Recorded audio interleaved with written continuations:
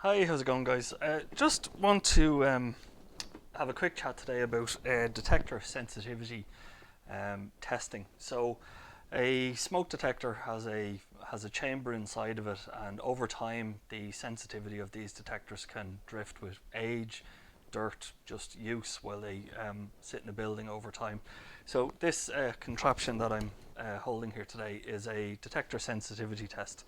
So what it does is it puts a known amount of the fire detector test gas into this chamber, and it's measuring how much gas is actually in this chamber and therefore how much is going into the smoke detector. So it gives us a very exact readout of how much smoke it's taking to actually trigger a smoke detector.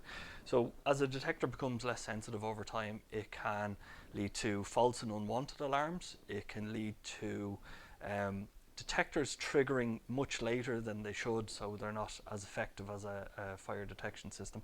So this is a service we offer. It doesn't really matter what type of detector you have. We have a way of finding out how sensitive they're supposed to be when they're a new product, and then we have a way of comparing that.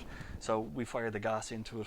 When the detector triggers, we take a note of that, and we can see the level of obscuration of the smoke in the detector actually triggering the device. So it's a good way of knowing exactly how sensitive your detectors are.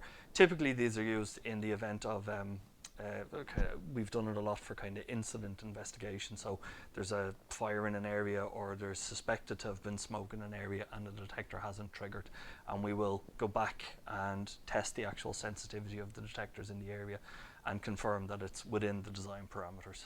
So at least it gives one reason for it going or not going off in the event of activation.